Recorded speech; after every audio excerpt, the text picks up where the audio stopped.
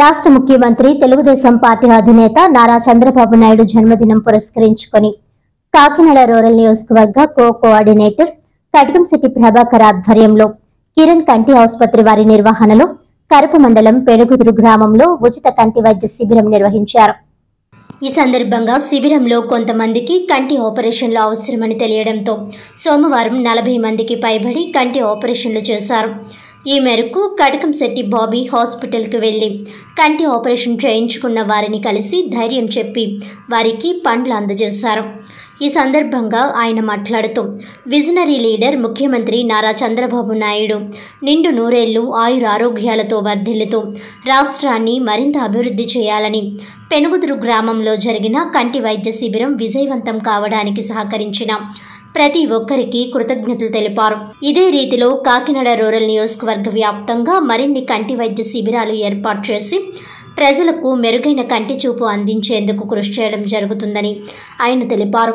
ఈ కార్యక్రమంలో కరప మాజీ ఎంపీపీ గుల్లపల్లి శ్రీనివాస్, రాష్ట్ర గౌడ కార్పొరేషన్ డైరెక్టర్ మట్టా ప్రకాష్ గౌడ్, కాకర్లపల్లి చలపతిరావు, జి లోవరాజు, దాసరి దొరబాబు, చోడిశెట్టి కృష్ణ, సూరిబాబు, చిట్టిబాబు, మార్కండేయులు, దౌలూరు కృష్ణకాంత్, నాయకులు, కార్యకర్తలు పాల్గొన్నారు. అందరికీ నమస్కారం.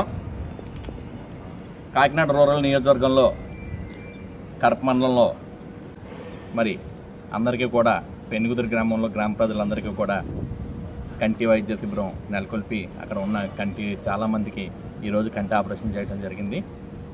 అందరూ కూడా చాలా ఆనందిస్తున్నారు. ఎందుకంటే చంద్రబాబు నాయుడు గారి పాలన వచ్చింది. మేమందరం కూడా సోషల్ యాక్టివిటీస్లోనే కూటమి ప్రభుత్వం ముందుకెళ్ళడానికి అందరి ఆశీస్సులతోటి ముందుకు వెళ్తున్నాము.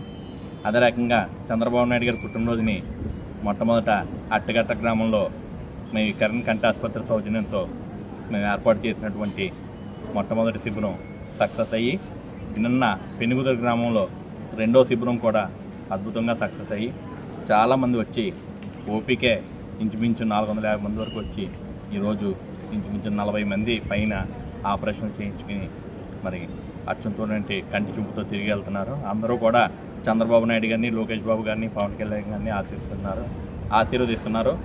చంద్రబాబు నాయుడు గారు ఆరోగ్యంగా ఉండాలి, మరిన్ని సంవత్సరాల పాటు మాకు సీఎంగా ఉండాలి, మీలాంటి వారి నాయకత్వంలో మేము అందరం బాగుండాలని చెప్పి ఆశిస్తున్నారు.